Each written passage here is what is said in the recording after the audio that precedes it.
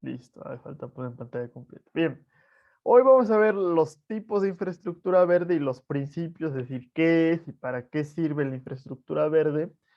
Mientras que en la siguiente clase vamos a ver cómo se pueden aplicar los proyectos de infraestructura verde, específicamente con el caso de la Ciudad de México, para aterrizar estos conceptos. Ya después de eso, dentro de 2 clases y dentro de 3 clases, vamos a dedicarle una clase a a un tipo específico de infraestructura verde que van a ser los muros verdes y otra clase a las azoteas verdes. Eso lo vamos a ver con un poquito más de detalle que el resto de los tipos de la infraestructura verde. Antes de hablar de infraestructura verde, tenemos que hablar de infraestructura gris. Y con infraestructura gris nos referimos a la infraestructura hecha de concreto. Como el concreto es de color gris, por eso se llama infraestructura gris, ¿no? De la forma tradicional de manejar la hidrología urbana bueno, sí, o sea, la hidrología en los ambientes urbanos es a través de los sistemas de drenaje sanitario y todos los componentes que llevan, ¿no? Que ya habrán visto ustedes en su clase de sistemas de alcantarillado. Antes de eso, antes de que se inventara el drenaje sanitario entre 1600 y 1700, y todavía, bueno, en 1700, pero en 1600 ya era un desastre la hidrología y la contaminación en las ciudades. Si nos vamos todavía más atrás, cuando eran muy pequeños asentamientos, la hidrología urbana se manejaba de acuerdo con los sistemas naturales. Es decir, toda la escorrentía, en vez de ser recibida por la red de atarjeas, pues era recibida por los ríos, por los lagos, se infiltraba y todos estos cuerpos de agua tenían o tienen una cierta capacidad de tratamiento de la materia orgánica disuelta por los propios microorganismos naturales que se encuentran. Eh, Llega eventualmente, le digo, a lo largo eh, del segundo milenio, empezaron a crecer demasiado las ciudades y saturamos esta capacidad de manejo de la escorrentía y de tratamiento del agua. Entonces empezamos a tener que suplirlo, empezamos a perder servicios ecológicos y los tuvimos que suplir con infraestructura gris.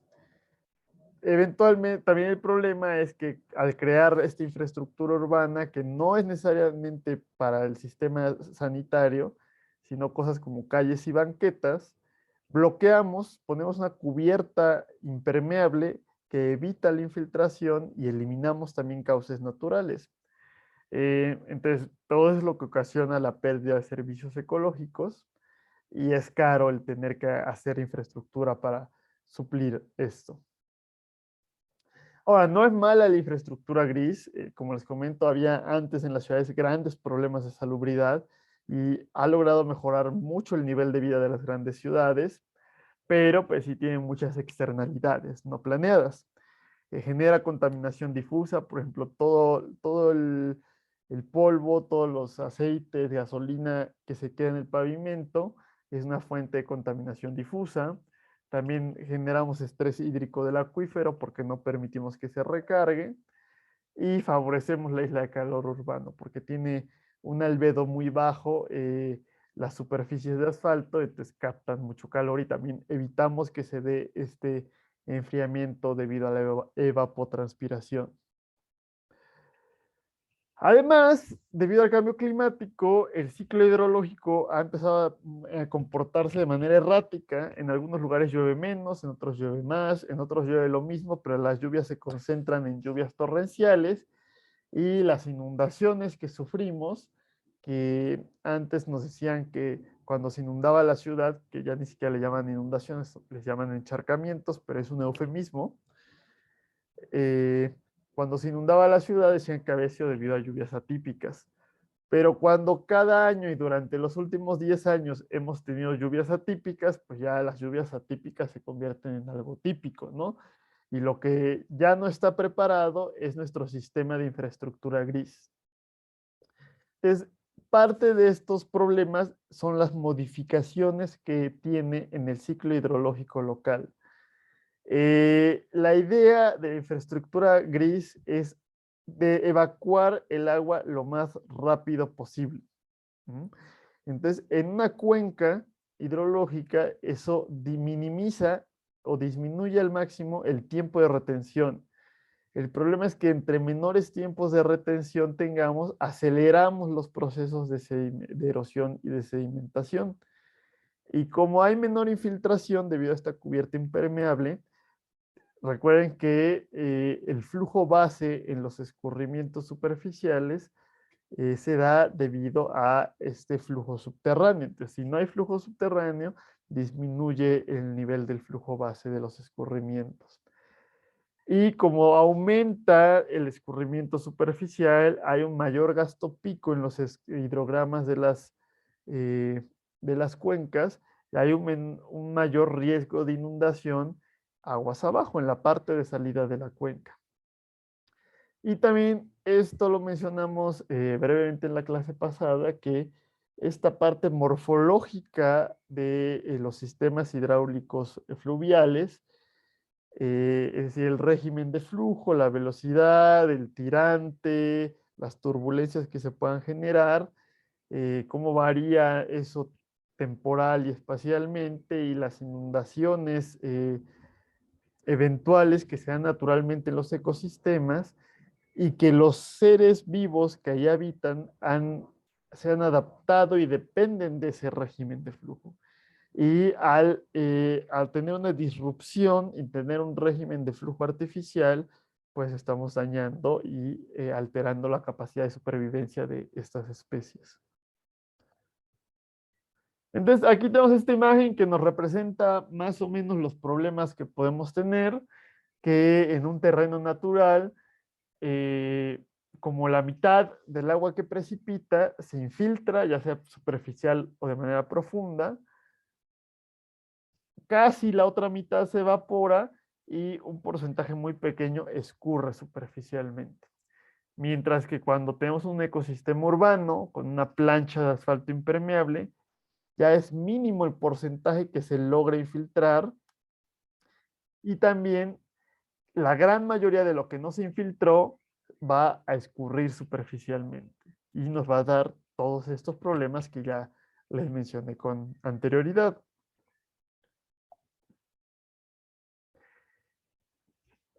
Opuesto a la infraestructura verde, perdón, a la infraestructura gris o de concreto, podemos hablar de la infraestructura natural o de la infraestructura verde. Y esto va a ser, aquí tenemos una definición que nos dice que van a ser sistemas físicos naturales que preservan y proveen servicios ecológicos en los asentamientos urbanos. Entonces, la idea va a ser tener es más que un sistema de construcción o de planeación, es un cambio de mentalidad, porque los sistemas físicos naturales ya existen en las ciudades y son las áreas verdes. Entonces, simplemente es un cambio de enfoque en el uso que le vamos a dar a estas áreas verdes, que las vamos a aprovechar y potenciarlas para que nos den la mayor cantidad de servicios ecológicos que se puedan. Entonces, por eso realmente va a ser un cambio en esta filosofía de planeación de la infraestructura, en cómo vamos a planear las ciudades y cómo vamos a implementar políticas públicas. O sea, no solamente se compone de la parte del diseño técnico, numérico, de memoria de cálculo, sino que también va en toda esta parte sociopolítica y de implementación. Y lo que podemos decir es que ya un parque se va a convertir mucho más que solamente un parque, que un parque tradicional. Ya no solamente va a ser recreativo para pasear al perro o para que la ciudad se vea bonito, sino que va a complementar la infraestructura gris tradicional. Y también ahorita yo les hablé que se oponía la infraestructura verde a la infraestructura gris. Pero no es cierto, o sea, no es como que vamos a destruir todos los túneles emisores de las ciudades del mundo y vamos a depender de la hidráulica, la hidrología urbana exclusivamente con las áreas verdes, sino que la idea es que se complementen y trabajen en conjunto. Como también lo hemos hablado con mucho de las estrategias bioclimáticas, que en muchos climas era imposible prescindir del aire acondicionado, pero si lo complementábamos con ventilación natural, con aislamiento, con la helioenergética, pues podíamos reducir el uso de esta parte, reducir las externalidades asociadas al aire acondicionado y estar balanceando la parte natural con la parte técnica. Esto es lo mismo. Para evitar que se nos esté sobrepasando los sistemas de drenaje continuamente y se esté inundando la ciudad, esa carga adicional que ya no puede cubrir el drenaje de infraestructura gris, la vamos a cubrir con la infraestructura verde y así vamos a mitigar el riesgo de inundaciones. Y lo interesante de la infraestructura verde es que trabaja a diferentes escalas. Podemos hablar desde la jardinera que hay en una acera, en un barrio común y corriente. Podemos hablar desde el parque completo en un cierto vecindario o de toda una reserva nacional o de un parque nacional que rodee a una ciudad. Es decir, si ustedes salen de su casa y ven una jardinera o si tienen un jardín en su casa, eso puede ser infraestructura verde, de acuerdo a cómo se planee y se maneje. Pueden ir al parque más cercano que tengan y eso también podría funcionar como infraestructura verde. O se pueden ir al Parque Nacional de la Jusco y eso también tendría que estar trabajando como infraestructura verde. El principal enfoque que vamos a tener nosotros como ingenieros civiles van a ser los servicios ambientales hidrológicos, es decir, cómo esta infraestructura verde nos va a ayudar a manejar la hidrología urbana, pero también van a haber otros beneficios. Y le llamamos verde por las áreas verdes, pero en otros lugares de hecho le llaman infraestructura azul o infraestructura verde azul, porque también podemos combinar y trabajar en conjunto con los cuerpos de agua, como el lago de Chapultepec, las fuentes que hay en la ciudad. Y aquí tenemos una pequeña imagen, vamos a ver ahorita más adelante más imágenes de ejemplos de la infraestructura verde, cuando la infraestructura gris, que esto es en la ciudad de Bel Air, en Estados Unidos, no sé exactamente en qué parte esté, pero pues todo el manejo de la precipitación depende exclusivamente de esta coladera. Y vemos que no está en muy buen estado en realidad esta coladera. Lo único que estamos haciendo es, en vez de que se infiltre en todo esto, estamos logrando llevárnosla lo más lejos posible. Comparado con esta infraestructura verde, donde tenemos justamente una jardinera, un área verde, que está hecha de tal manera que recolecte, es decir, toda esta elevación del terreno está hecha de tal forma que toda la escorrentía, toda la avenida hidráulica venga y se junte aquí y se esté infiltrando al subsuelo. Tiene que haber una obra de desborde porque a lo mejor va a haber un momento en que llueva demasiado y ya no va a ser suficiente la capacidad de infiltración, el suelo se puede saturar. Y en ese momento el excedente lo vamos a enviar al sistema de drenaje tradicional.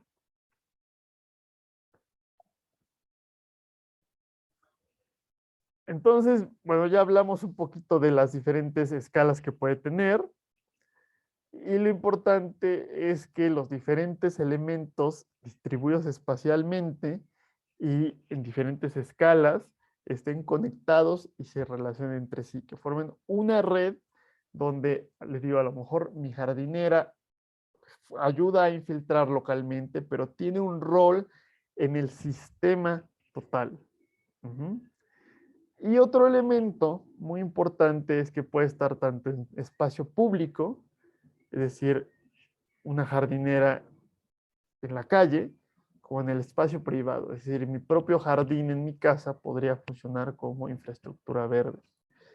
Y ahí es donde hablamos en las primera, creo que en la primera clase del semestre, que decíamos que el edificio tenía una responsabilidad con el entorno urbano. Es decir, para que un edificio fuera sustentable, tenía que aportar a la sustentabilidad de la ciudad, a la resiliencia de la ciudad y justamente, o sea, una forma era evitando sobrecargar las redes urbanas, evitando, por ejemplo, aumentar la dotación de agua por unidad de área que existía originalmente, o el consumo eléctrico, pero otra forma va a ser justamente ayudando a aumentar la infiltración y dando servicios ecológicos que van a ayudar al edificio en particular, pero también van a ayudar a toda la ciudad porque van a estar interconectados e interrelacionadas las diferentes escalas.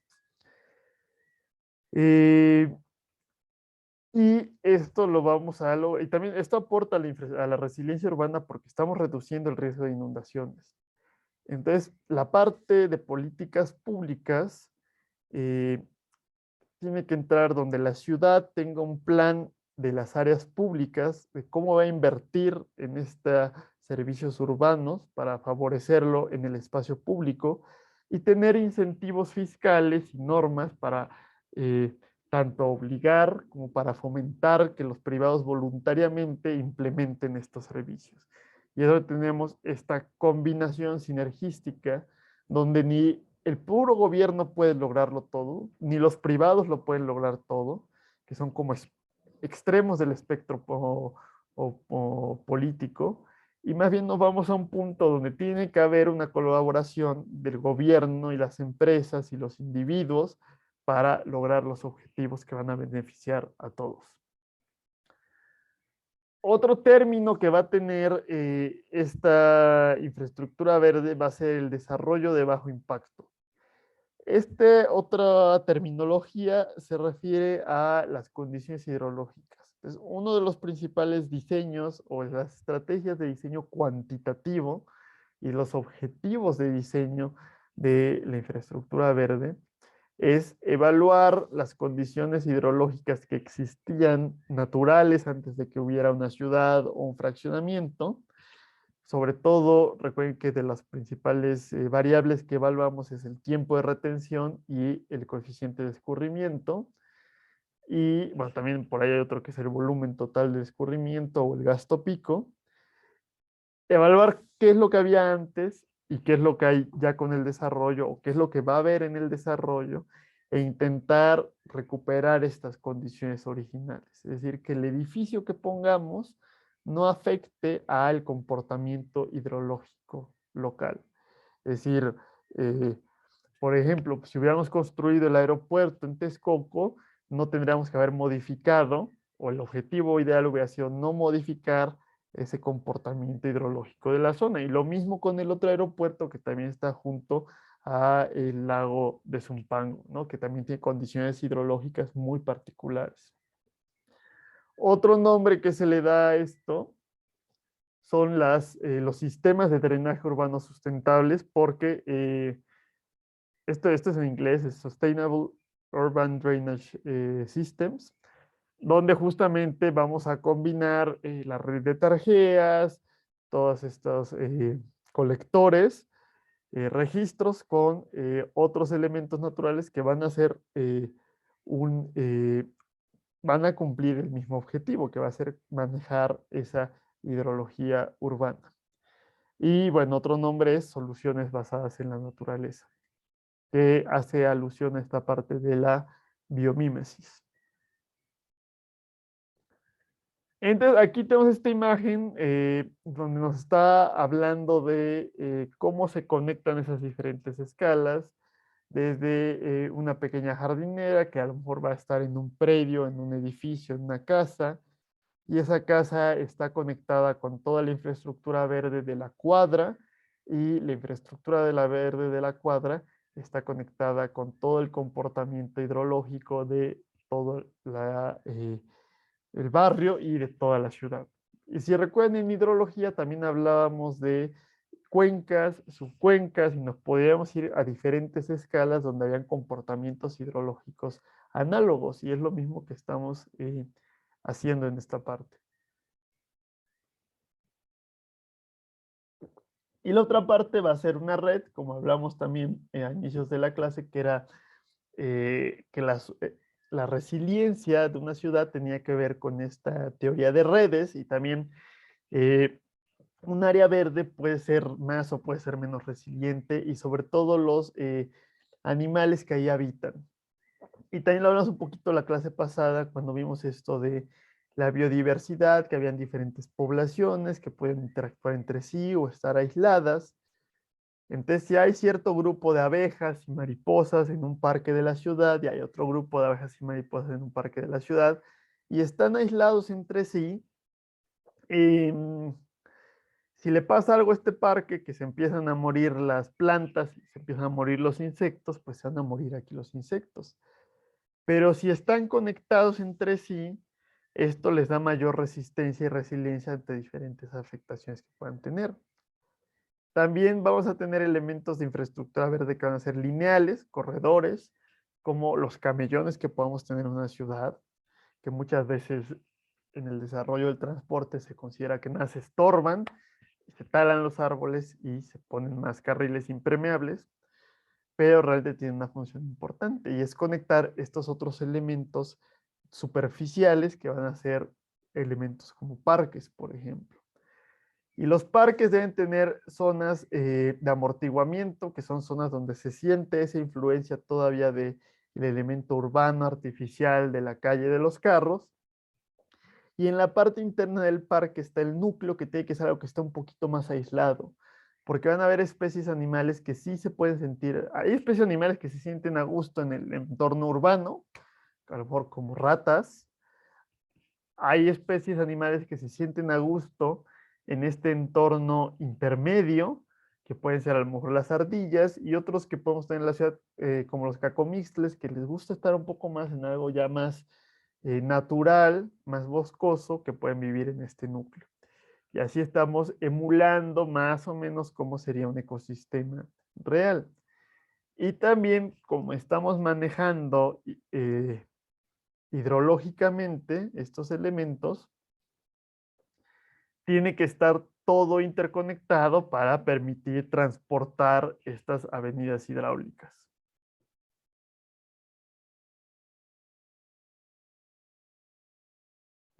Aquí tenemos la idea del desarrollo de bajo impacto, del diseño de la infraestructura verde, que no vamos a hablar del diseño cuantitativo, porque sí es algo que bastante más complejo y que requiere hacer muchas simulaciones hidrológicas de esta parte de hidrología superficial. Pero en una cuenca yo tengo que medir el hidrograma que teníamos anteriormente, que es este pequeño que tenemos aquí, con su gasto pico, y si recuerdan, hago una recta y esa va a ser, el tiempo va a ser el tiempo de retención hidráulico, ¿no? Y también puedo ver todo este volumen total, el área bajo la curva del hidrograma. Hago el hidrograma que existe ya en el sistema urbano y va a tener un gasto pico mayor y va a tener un tiempo de retención menor. Y va a haber una diferencia de volumen, que fue lo que no se infiltró y ahora está escurriendo superficialmente. Entonces, mi objetivo de diseño es regresar de este tiempo de retención a este tiempo, es decir, alargar el tiempo de retención, disminuir este gasto pico y disminuir este volumen, que este volumen se vuelva a infiltrar y así estoy recuperando el comportamiento hidrológico pre-desarrollo. ¿Qué beneficios nos va a dar la infraestructura verde? En primero es multifuncional porque nos ayuda como sistema de drenaje, pero también ayuda para la recreación. Es económica, es mucho más barato hacer un parque con elementos de infraestructura verde que hacer un túnel emisor. Es autosustentable y con autosustentable nos referimos a que se mantiene a sí misma. Es decir, con un mínimo mantenimiento, las plantas pueden subsistir por sí mismas. Y también va a ser distribuida, lo que la hace resiliente. Es decir, si falla un elemento de la infraestructura verde, no hay tanto problema si hay suficientes elementos en toda la ciudad, que si falla algún día alguno de los 3 túneles emisores que tenemos, va a haber un problema. Aunque haya los otros 2, va a haber un problema bastante grave. Y de hecho, cuando había 2, nos dimos cuenta que estaban a punto de fallar y por eso construimos el túnel emisor oriente. Tiene muchos, estos son muchos de los beneficios que va a tener en cuanto a los servicios ecológicos. Como tal, digo, nosotros nos vamos a centrar en la parte hidrológica, que va a ser inundaciones, sequías y olas de calor, lo que va a mitigar esta isla de calor urbano. Pero como ven, hay muchas otras cosas, ¿no? Combatimos cambio climático, mejoramos calidad del aire, proveemos protección costera en las ciudades costeras, la calidad del agua. Por ejemplo, Nueva York casi no trata el agua potable que tiene. En vez de construir grandes plantas de potabilización, invirtieron en la reforestación de las cuencas que abastecían y eso mejoró la calidad del agua. Y de hecho es de las ciudades con las mejores calidades del agua potable. La fertilidad del suelo, la polinización y otros ya servicios culturales como turismo, ejercicio, empleo, inversión, cohesión social, ¿no? Todo esto es bastante importante y como vemos con una pequeña inversión mejoramos muchos diferentes aspectos. Entonces no sé si antes de ver ahora sí ejemplos prácticos y puntuales de infraestructura verde, si tengan alguna duda de los fundamentos y la justificación como tal de la infraestructura verde.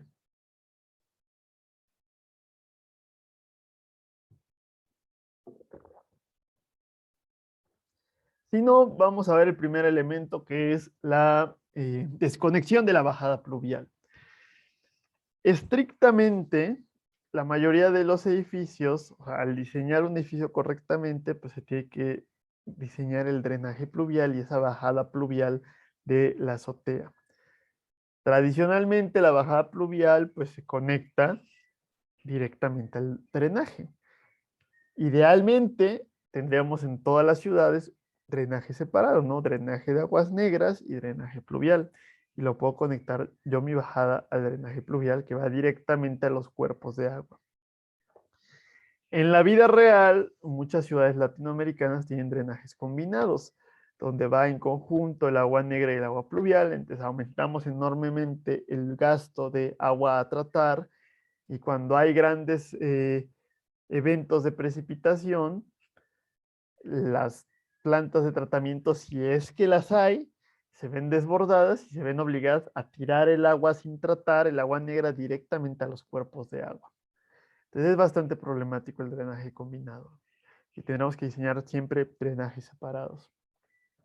Por otro lado, pues muchas casas en México no tienen bajada pluvial, lo tienen como que un tubito que sale así como chorro y cae hacia la calle, ¿no? O en otras hasta cae así como cascada, ¿no? En todo el techo.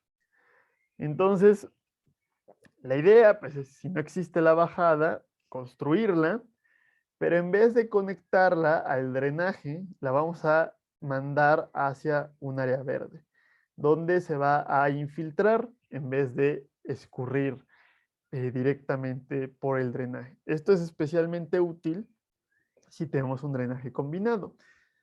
Si tenemos un drenaje separado, lo que estamos haciendo es disminuir ese tiempo de retención y el gasto pico. Todavía de ahí lo podemos combinar y mejorar la infiltración haciendo un pozo seco. Un pozo seco, en vez de extraer agua, infiltra agua y también son pozos muy someros. Así están enterrados medio metro, un metro. Y aquí pueden ver un poco de los detalles constructivos, la geomembrana, las piedras para evitar la sedimentación. Entonces, normalmente la capa superior del suelo suele estar altamente compactada y más en las ciudades. Entonces, si yo envío esto así, la capacidad de infiltración que va a tener es muy baja. Pero si yo ya me voy un metro abajo, metro y medio abajo, donde ya no está tan compactado el suelo, va a ser mucho mayor esa capacidad de infiltración. Entonces, incluso en eventos de grandes tormentas, voy a poder infiltrar la gran mayoría del agua. Esto no viene aquí, pero tiene que haber una obra de desborde que esté conectada al drenaje para que no se me empiece a inundar esto si llueve muy fuerte. Además, si yo lo dispongo esto superficialmente, se va a humedecer el suelo que está en contacto con el aire y ese suelo saturado, en vez de infiltrarse, se va a evaporar. Cuando aquí, como no estoy mojando el suelo superficial, casi la totalidad del agua se va a infiltrar. Otro elemento es la captación pluvial, que ya lo hablamos un poquito. De hecho, no me acordaba que venía de aquí en esta diapositiva, pero es lo mismo, ¿no? Necesitamos un tanque separador de primeras lluvias, porque las primeras lluvias lavan todos los contaminantes del aire y de la superficie que recolectamos. Tiene que haber un filtro de grandes elementos como hojas, que se llama el separador de filtro de hojas. Tiene que haber un desborde. Este tanque se tiene que estar, se tiene que vaciar antes de la siguiente lluvia. Entonces lo podemos conectar a una bajada pluvial o a un pozo seco mejor. Hay una cisterna donde tenemos reductor de turbulencia para evitar mover los sedimentos que hay aquí. Tenemos un filtro de cloro para mantener la calidad del agua. La pichancha flotante para evitar tomar los sedimentos que sean menos densos aquí arriba. Y podemos filtrar. Y podemos filtrar para poder regar el agua, podemos filtrar para poder ponerla eh, en los tinacos de nuestra casa o incluso para poder beber el agua, de acuerdo a qué tanto queramos invertir. Y también comentamos que esto se puede incluso combinar con la cisterna de agua potable para evitar que esté lleno, que se vacíe esto en una época del año, o hacerlo muy grande para acumular durante 4 o 5 meses el agua para todo el resto del año.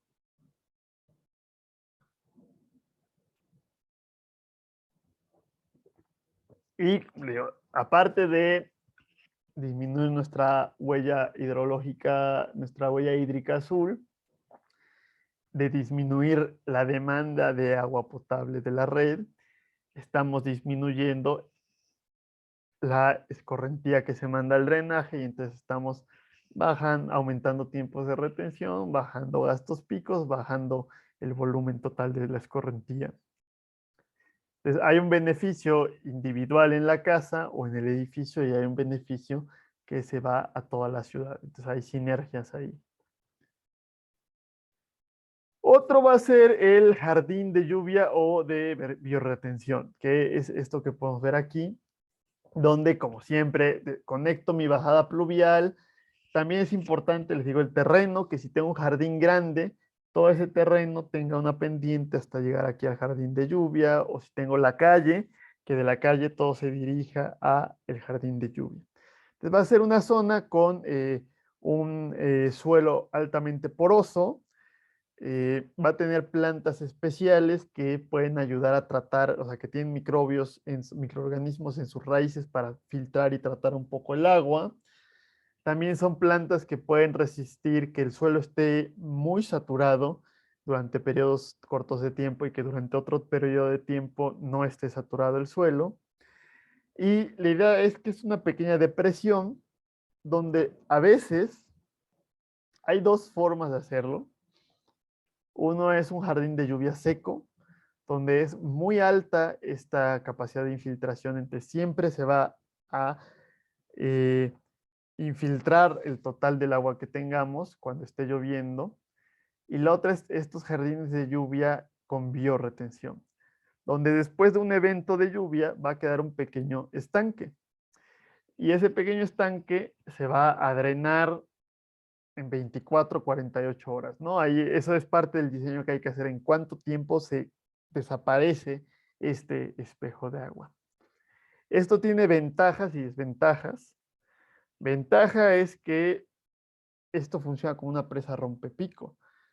Estamos infiltrando lentamente el agua, entonces ahí aumentamos el tiempo de retención de la cuenca muchísimo y estamos emulando estos ecosistemas naturales con inundaciones periódicas, que es parte de cómo funcionan y lo que necesitan muchos seres vivos.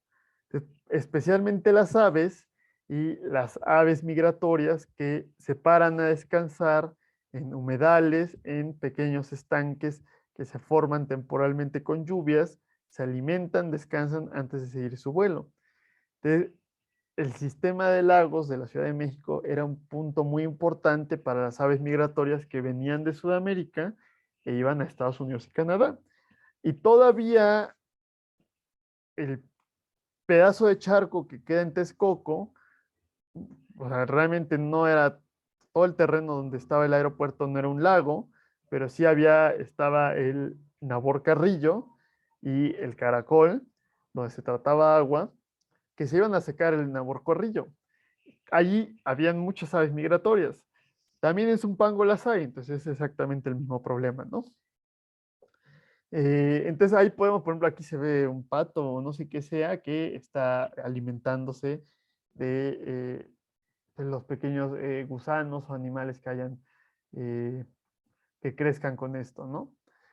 El problema, sobre todo en zonas más tropicales, de más bajas altitudes, es la proliferación de moscos con el agua estancada. Entonces, si hay proliferación fuerte de moscos, pues hay que evitar que se genere un espejo o hay que hacer que sean 6, 12 horas para que logre infiltrarse completamente, ¿no? Entonces, ahí depende totalmente del tipo de sistema y del lugar en el que nos encontremos, ¿no? Del clima que tengamos. Y como ven, la idea de este jardín de lluvia es que recolecta toda el agua que precipitó sobre esta acera, incluso sobre la calle, va a parar a esta zona. Hay otros que no les tengo una imagen, que son los estanques de retención o las cuencas de retención. Si alguno de ustedes vive por satélite, ahí en los camellones que tienen las calles, son unos camellones muy amplios y metidos, como que baja 1,5 metros. Y de hecho ahí hay unas canchas de fútbol, creo. Entonces la idea es que casi siempre está seco y de hecho es un área verde, pero cuando llueve todo el agua va para ahí y se infiltra. También esos son ay, ¿cómo se llaman estas cosas? No me acuerdo, ay, se me fue el nombre. Eso vamos a hablar con un poco más de detalle en la siguiente clase, pero en Sochi, si alguien vive en Xochimilco, por donde está Nativitas, donde está la ENAP, donde está la Prepa 1, hay un área verde gigantesca que es, y también había otro por periférico que lo destruyeron en parte con supone es ecológico el gobierno de la Ciudad de México, pero lo destruyeron con un paso a desnivel. eh, En vez de tener áreas verdes, preferimos tener que pasen los autos. Pero esa zona que realmente hasta se ve boscosa, hay árboles y está seca casi todo el tiempo, la idea es que pueda retener un enorme volumen de agua cuando llueva. Tiene un nombre específico, pero ahorita no me acuerdo. Lo tengo creo que en la siguiente presentación. Y la otra opción es tener una pequeña cuenca de concreto, que vamos a ver también un ejemplo en la siguiente clase, y que se llene cuando llueve y después se vacíe. Y por lo general tienen diferentes usos. Imagínense, por ejemplo, los skate parks, que suelen tener como estos medias esferas donde se hacen todos los trucos, poder utilizar eso para que cuando llueva se acumule ahí el agua y después se vacíe para que se pueda seguir utilizando. Entonces, en vez de inundarse las calles y las casas, se inunda esa parte. O incluso podemos utilizar los lagos naturales o artificiales, como el lago de Chapultepec, permitir que cuando hayan grandes tormentas pueda subir ligeramente el nivel del agua para amortiguar esa gran avenida hidráulica. Y así esta infraestructura verde funciona como si llevaron o si están llevando obras hidráulicas donde les van a hablar de las, son las estrategias de control de inundación, tiene un nombre más específico, ¿cómo le llaman ese tema? Pero o sea, toda esta infraestructura gris, todo el concreto que se puede utilizar para mitigar inundaciones. Hay otras formas de hacerlo, que es lo que estamos viendo y vamos a ver también con más detalle en la siguiente clase. Si tengan alguna duda de estos jardines de lluvia o de la bajada pluvial, los pozos secos.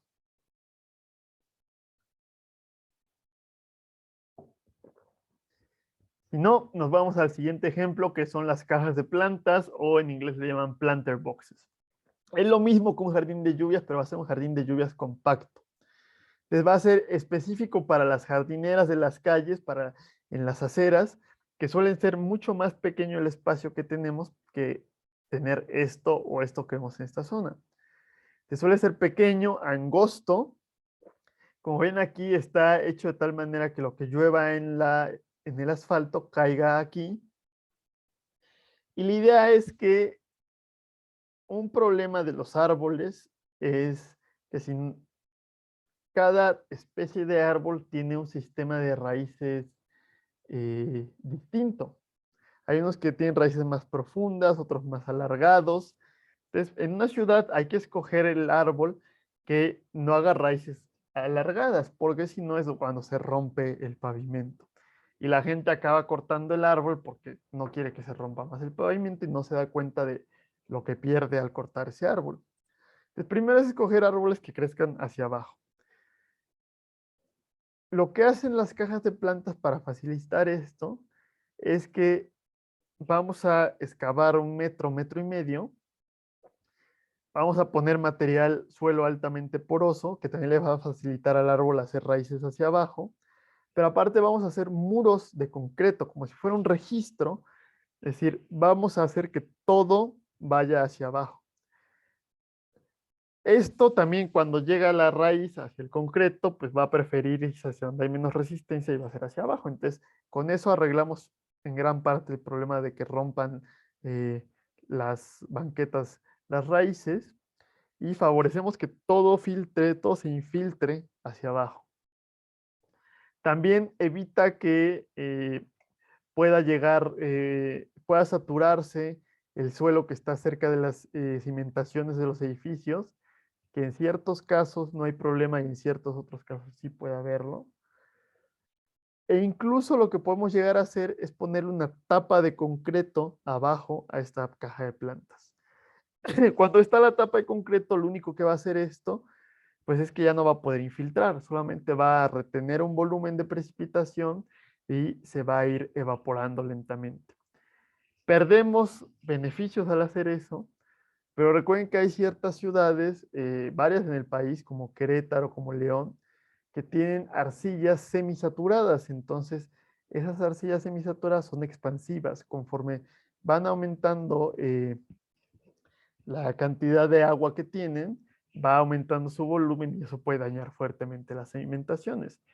Entonces, ahí sí podemos aprovechar la infraestructura verde, pero hay que minimizar la infiltración cerca de las cimentaciones. Y por eso ahí a la caja de plantas le podemos poner una tapa de concreto. Pero por lo general hay que evitar eso y favorecer esa infiltración. También otro problema que puede haber es que el suelo sea impermeable. ¿Qué pasa eso en el centro de la Ciudad de México? Yo puedo dejar sin que haya una tapa de concreto abajo, pero abajo hay arcilla y esa arcilla saturada nunca va a permitir que se infiltre el agua. Que vamos a hablar un poco de eso de los tipos de suelo en la siguiente clase. Mm, esto es ideal para zonas densamente pobladas. Ahora, hemos visto hasta el momento elementos de infraestructura verde puntual que reúnen el agua, es como una microcuenca, reúnen el agua de una superficie, lo almacenan el volumen para que no sea parte del volumen que se va al drenaje, y también ese volumen lo disponen y lo regresan al ciclo hidrológico, ya sea infiltrándolo o con evapotranspiración. Eh, Hay otro tipo de infraestructura verde que va a ser lineal, que va a tener la función de transportar el agua de un lado a otro, que la red de atarjeas y los colectores es lo que hacen, no solamente recolectan el agua, sino que la mueven y la evacúan. Igual en una cuenca natural lo que se hace es que el agua se va evacuando por los escurrimientos superficiales. Entonces, este es el equivalente, en inglés el término se llama bioswale, porque swale es como que ese pequeño depresión por donde fluye el agua, y es bio porque es natural. No hay un término exacto de que se pueda traducir en español. O sea, yo prefiero este término que es más preciso a lo que nos estamos refiriendo exactamente, pero en español a veces se le llama drenaje natural. Entonces, imagínense el camellón de una calle o pues toda la jardinera lineal que hay a lo largo de una calle. Entonces, vamos a hacer la altimetría de tal forma que todo caiga y todo escurra aquí, pero también esto va a tener una ligera pendiente y esa pendiente va a ir transportando lentamente el agua. Pero aquí es donde viene el cambio de ideología o de pensamiento, donde les digo que en un drenaje tradicional queremos que el agua se vaya lo más rápido posible. Aquí al contrario, queremos que el agua se vaya lentamente. Y es un poco contraintuitivo de pensar cómo al mover el agua más lentamente podemos reducir las inundaciones. Pero mientras el agua se mueve lento, tiene más tiempo para evapotranspirarse y para infiltrarse. Entonces, si la movemos rápido, casi todo se escurre superficialmente, mientras que si la movemos lentamente, como sucede de manera natural, una gran parte se infiltra y ya lo superficial es poco. Además, como el agua va a estarse moviendo no de manera superficial, sino en un flujo, en un medio poroso que va a ser el suelo que tenemos, el agua se va a ir filtrando y se va a ir tratando poco a poco. Y aquí es donde están estos elementos lineales que pueden conectar a otros elementos puntuales, que es esta estructura de redes que hablamos. A lo mejor de este bioswale mandamos todo a una caja de plantas o a un jardín de lluvias. Es decir, puedo recolectarlo de toda esta calle, pero en vez de recolectarlo superficialmente, lo recolecto de manera ralentizada hasta llegar a este jardín de lluvia.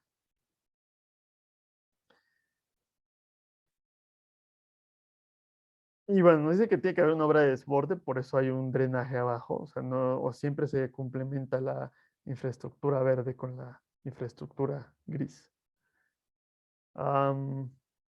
Otra opción van a ser los estanques de retención en techos. Y esto va a estar muy relacionado con los azoteas verdes, que lo vamos a ver la siguiente, sí, la siguiente clase, no, dentro de 2 clases vamos a hablar de azoteas verdes. Entonces pensemos en esto, aquí no hay que hacerle, bueno, o sea, es interesante lo que dicen todos estos diagramitas, pero esto es un estanque de retención inteligente, entonces tiene sistemas automatizados y todo eso, que no es necesario. Pero pensemos en este detalle constructivo de una azotea. Tenemos la losa, tenemos los muros y tenemos esta pequeña elevación que es un pretil. Esto no se ve a esta escala, pero tiene una inclinación que llega a un drenaje, que es la bajada pluvial. Y parte del diseño de la bajada pluvial, que supongo que se ve en la clase de sistemas, instalaciones hidráulicas sustentables, porque es algo parte de las instalaciones hidrosanitarias, hay que diseñar la capacidad de descarga o la capacidad de desfogue, es decir, cuál es el gasto máximo o a qué velocidad puede bajar esa precipitación, que depende de el gasto de la tormenta de diseño que vieron ustedes en hidrología, multiplicado por el área que tengamos. No tiene mucha ciencia ese diseño de ese sistema. Pero la idea es tener capacidad amplia para poder descargar lo más posible para que no se acumule el agua aquí. Entonces, si cambiamos otra vez, cambiamos de mentalidad, decimos, bueno, puede ser bueno el descargar un poco más lentamente esto.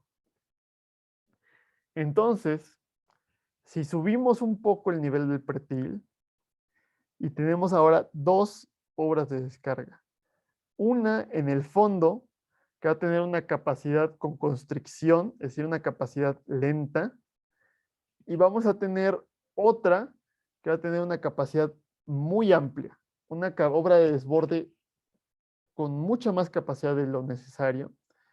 Lo que va a pasar cuando llueve es que se va a empezar a acumular el agua porque va a llover más gasto, o sea, el gasto de la precipitación va a ser mayor de lo que tiene capacidad de esto. Entonces, hay acumulación. Si hay demasiada acumulación, todo se va a empezar a desbordar por aquí y ya no hay problema, ¿no? Después deja de llover y va a seguir bajando el agua, pero el agua va a ir bajando lentamente. Decía, si se va el drenaje esto, pues ya el gasto total es más pequeño y entonces la infraestructura que necesito es de menores diámetros. O si lo mando a una bajada pluvial desconectado o un pozo seco, si mando todo el agua rápidamente, se satura rápidamente el suelo y empieza a escurrir superficialmente. Al contrario, si lo mando lentamente, se puede ir infiltrando continuamente. Entonces, esto es parecido a si ustedes van a un lavabo y tapan ligeramente, o sea, no van a cerrar completamente esta bajada que tiene, ¿no? Sino que la dejan con una muy pequeña ranura y abren la llave. Realmente va a seguir bajando agua por ahí, pero va a ir subiendo el nivel del lavabo. Si ustedes dejan la llave abierta, eventualmente va a llegar a estos 3 hoyitos que tiene y por ahí va a salir el agua del lavabo para evitar que se desborde el lavabo. Y la idea es que estos hoyitos sean lo suficientemente grandes para poder sacar todo ese volumen de agua que tenemos. Si ustedes cierran la llave y se van media hora, cuando regresen ya no va a haber agua, porque el agua se siguió yendo por el drenaje muy lentamente. Entonces, esa es la idea del estanque de retención en techo. Y es exactamente lo mismo que una presa rompepicos. Hay varias consideraciones importantes. Primero, tiene que estar muy bien impermeabilizado esto, si no pueden haber infiltraciones. Y segundo, no se puede hacer en cualquier construcción. De hecho, en la mayoría de las construcciones preexistentes no lo vamos a poder hacer porque la carga accidental que le vamos a estar agregando a esto es considerable. Entonces, hay que tener cuidado con esa parte estructural. Entonces, eso sí requiere, esa es parte del diseño que tenemos que hacer. Otro ejemplo que podemos tener van a ser los humedales artificiales. Si llevar, bueno, creo que ya la de tratamiento de aguas residuales es optativa, pero si la llevaron, ojalá les estén o les hayan hablado de un elemento, un sistema de tratamiento seminatural que van a ser los humedales artificiales. Un humedal es un tipo de ecosistema. Es un tipo de ecosistema en una zona plana.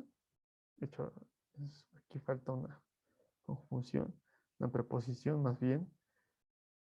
Un ecosistema en una zona plana. Es decir, necesitamos un terreno plano donde el suelo va a estar totalmente saturado. Y también puede ya sea haber un tirante de agua superficial, o sea, que esté inundado permanentemente o que simplemente sea eventualmente que haya tirante superficial, es decir, que sea intermitente. Hay una gran variedad de tipos de humedales. Los pantanos son humedales, por ejemplo. Los manglares también son humedales. Y es lo que le llamamos las zonas riparias, que es la transición terrestre acuático. Si ustedes se van a un río natural, se van a dar cuenta que no es como que haya tierra y luego haya río. Siempre hay una zona intermedia donde hay fango y hay un tipo de plantas muy especiales. El problema al hacer ríos artificiales y al pasar estos ríos que van por las ciudades y canalizarlos en concreto y después queremos tener la casa pegada al río, es que estamos eliminando el humedal y el humedal es sumamente importante porque tiene zonas aerobias en la parte superior y zonas anóxicas que van a poder tratar y filtrar una gran cantidad de contaminantes. También pueden mitigar como presas rompepicos y son megadiversos. Es decir, la cantidad de especies que viven en estos humedales es gigantesca y nos proveen muchísimos servicios ecológicos como almacenar dióxido de carbono, y ya mencionamos algunos otros, ¿no? Entonces, cuando lo eliminamos y hacemos un río artificial, cuando llega una tormenta muy grande, por eso se inunda la ciudad. Entonces, a mí me parece un poco ilógico que una de las estrategias propuestas para mitigar inundaciones en hidráulica, pues es canalizar en concreto el río que pasa por la ciudad. Y se ha visto que, por el contrario, eso favorece las inundaciones porque al estar con concreto, la fricción hidráulica es mínima y puede correr más rápidamente el agua. Que cuando tenemos un entorno natural, también como hay rugosidad del terreno, se disipa energía. El problema es que hemos perdido casi la totalidad de los humedales en el mundo. Son de los ecosistemas más amenazados. Se pueden construir humedales artificiales y son muy buenos porque las especies que viven en los humedales permiten tratar el agua. Entonces yo puedo tratar las aguas residuales hasta cumplir con la normatividad utilizando estos humedales artificiales. Uh-huh. Y además es parecido al bioswale porque no solamente estoy tratando el agua, sino que la estoy moviendo de un lado a otro. Y lo interesante de los humedales es que a lo mejor les digo, puede haber un pequeño tirante de agua aquí. Y si hay un tirante de agua, pues sí, sobre todo en la primera parte del humedal se va a ver que es agua residual y puede haber cierto olor.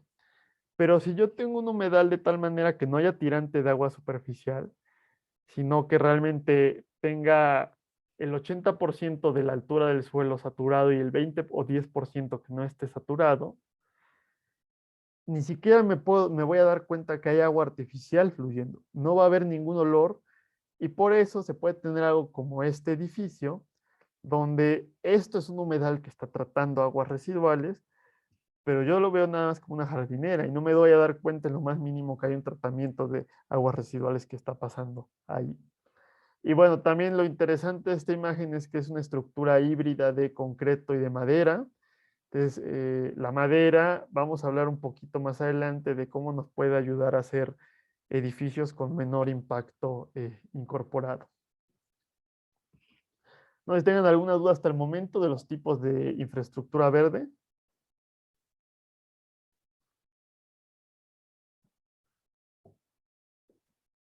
Si no, Vamos bien. Ok, gracias. Vamos a continuar para ver otro ejemplo.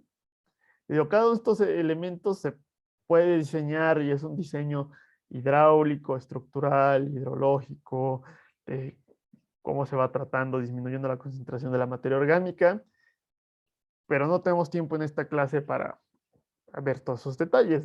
Yo pienso, opino que debería existir una materia optativa que se llamara infraestructura verde y fuera todo un semestre de esto.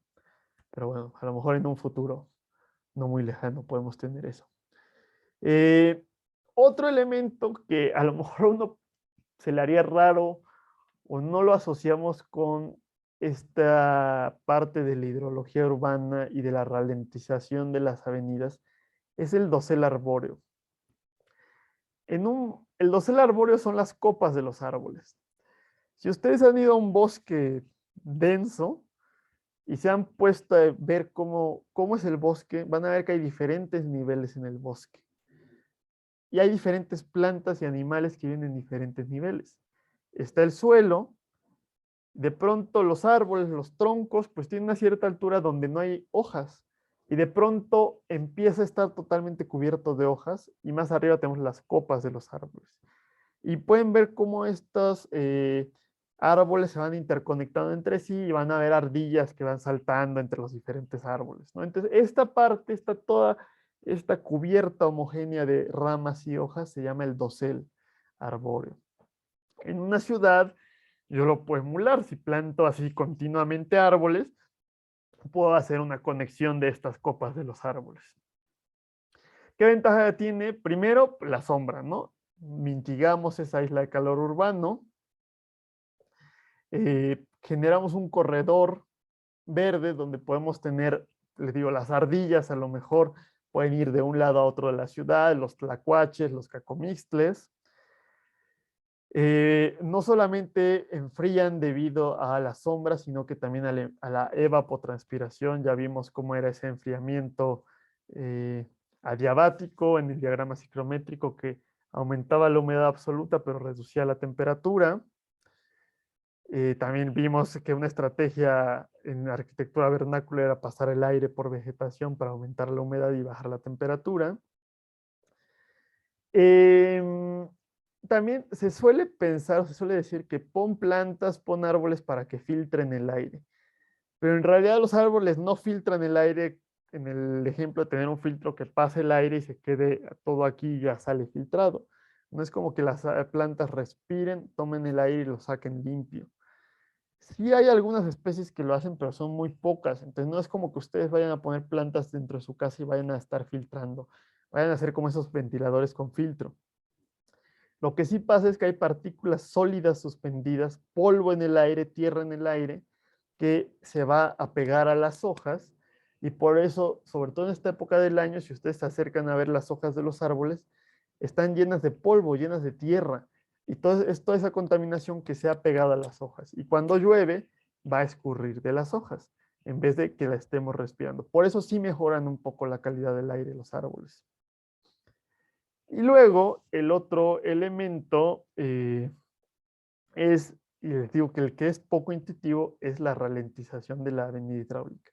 Imagínense que no hay un árbol y que empieza a llover.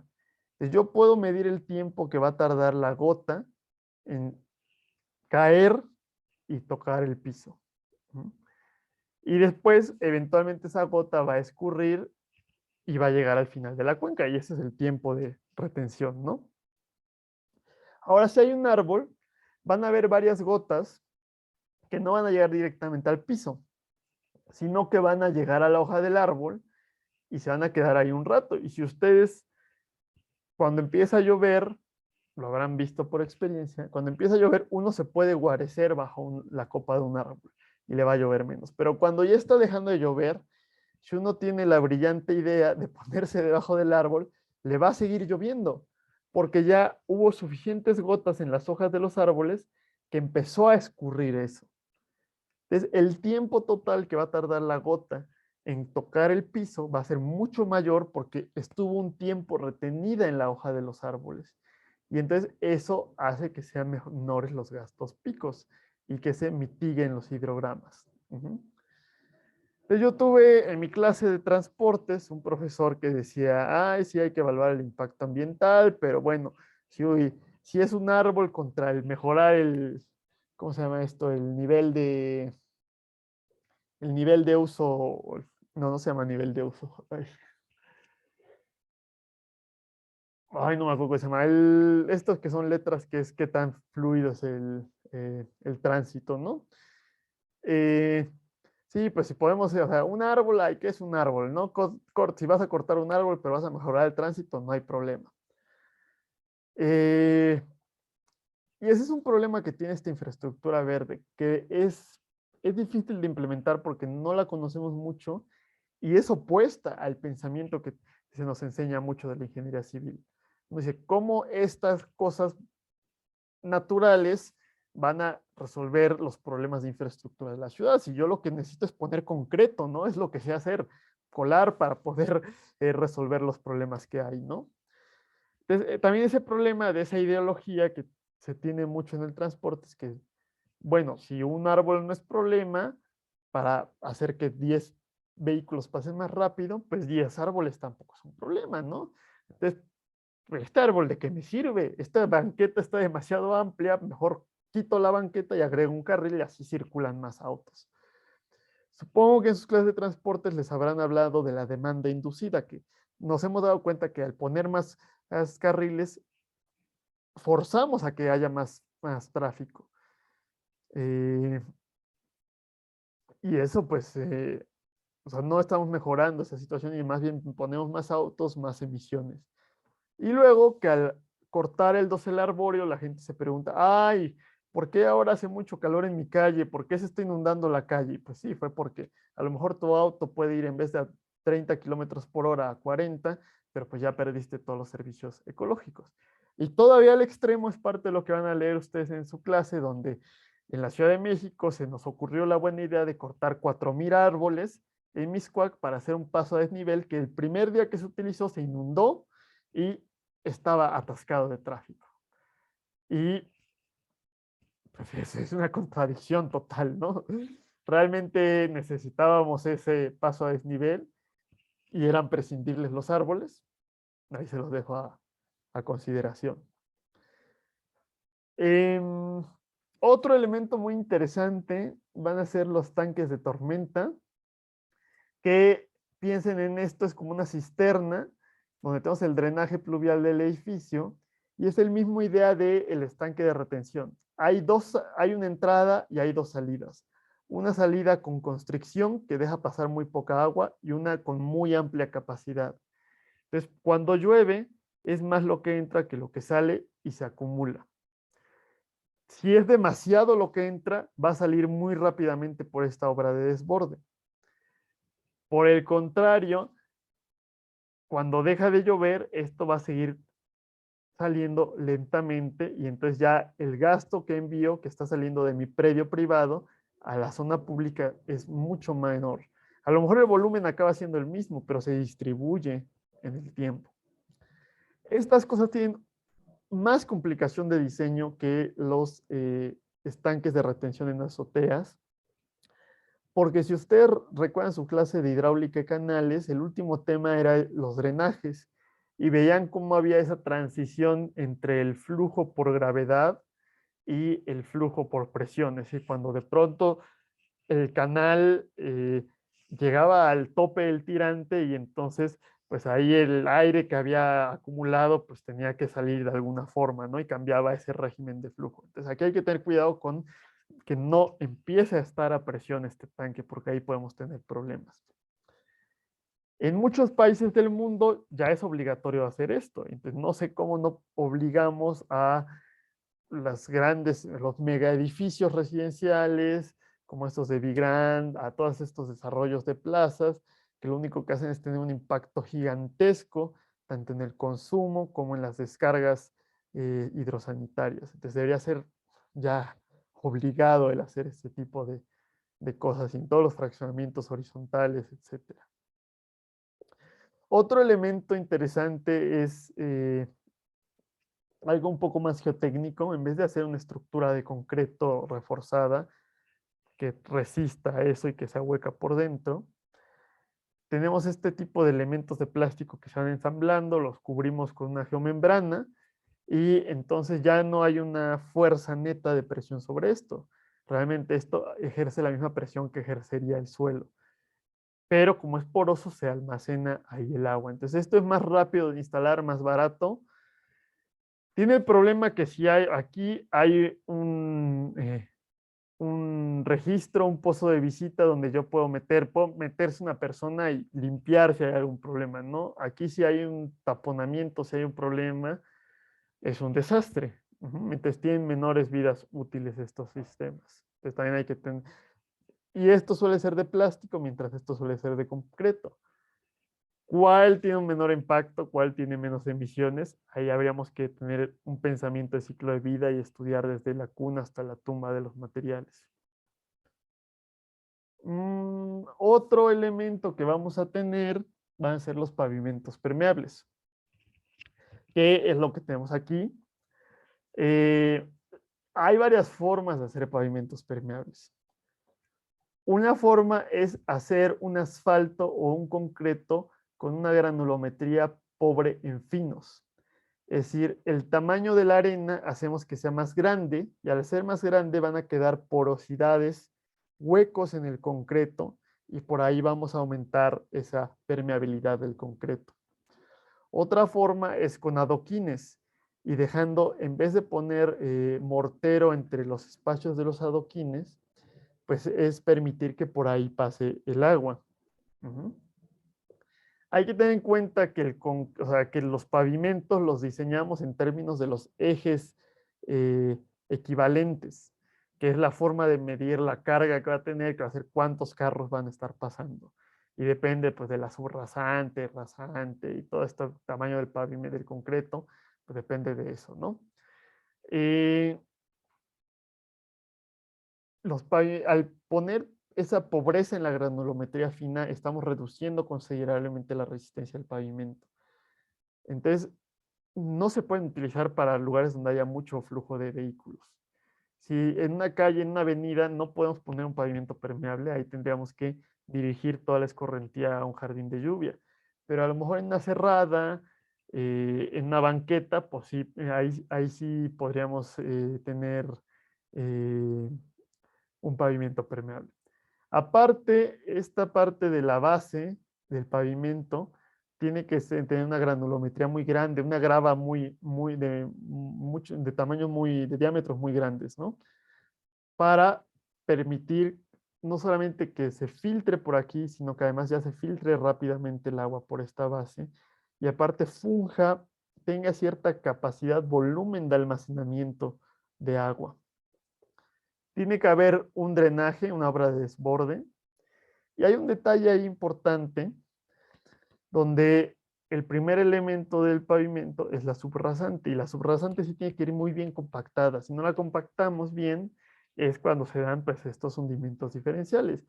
Y estos hundimientos diferenciales son los que son problemáticos, sobre todo en el pavimento permeable.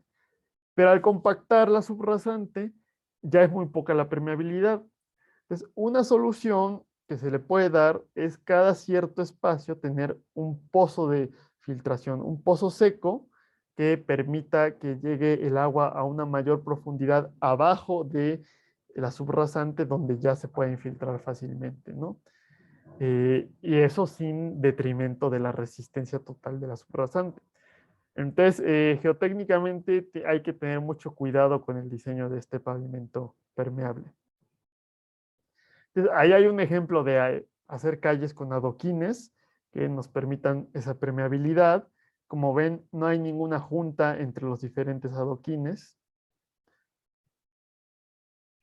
Y bueno, estos son los elementos generales de la infraestructura verde, o sea, como la categorización principal de los diferentes elementos que podemos tener. Y es esta escala individual que les estoy hablando. Pero también podemos juntar diferentes elementos a diferentes escalas para que vayan trabajando en conjunto. Entonces, un elemento van a ser las calles verdes, que es lo que tenemos aquí. Entonces, como pueden ver, por ejemplo, la parte ciclista, la ciclopista o donde está los peatones, a lo mejor muy cerca de los edificios no es permeable esto, ¿no? Simplemente permitimos que escurra a los camellones donde tenemos estos jardines de infiltración y nuestros bioswales. Ajá. Ya más pegado, más alejado de los edificios, por ejemplo en esta ciclopista, ahí sí puedo tener un pavimento permeable. Y también tiene que haber un cierto drenaje tradicional en caso de que haya una obra de tormenta muy grande. Las calles van a tener como que esta forma curva donde el punto más alto es el de arriba para poder mandar toda esa precipitación no al drenaje de concreto, sino a los jardines de lluvia. Y esto se combina con esos elementos del nuevo urbanismo que vimos en la primera clase del semestre, que uno de los elementos eran las calles completas o calles para todos. En vez de tener 8 carriles para automóviles particulares, solamente van a haber, por ejemplo, aquí 3 carriles para automóviles particulares. Y vamos a retomar esos espacios para tener múltiples modos de transporte, como ciclopistas. También vamos a tener banquetas amplias que sean accesibles para, por ejemplo, personas en sillas de ruedas, donde pueda haber una cohesión y una convivencia social. Y vamos a meter sistemas de transporte público, que en Europa, y sí, principalmente en Europa y en Asia, se dieron cuenta ya que fue una tontería el deshacerse de los tranvías y se están recuperando los tranvías porque son eléctricos, entonces no hay emisiones, eh, tienen gran capacidad de movimiento, es mucho más barato que hacer un metro y en general es bastante más estético que, por ejemplo, un metrobús. En la Ciudad de México había la propuesta de poner recuperar un tranvía en la Santa María de la Ribera, pero creo que la administración actual enterró ese proyecto. Y el Metrobús necesita un pavimento muy grueso, impermeable. De hecho, cuando primero se instalaron los metrobuses en Insurgentes, no cambiaron el pavimento y se empezó a hacer como, si alguna vez han salido a Zaragoza y ven cómo tiene surcos así el pavimento, así se les hizo y tuvieron que hacer un pavimento muy grueso.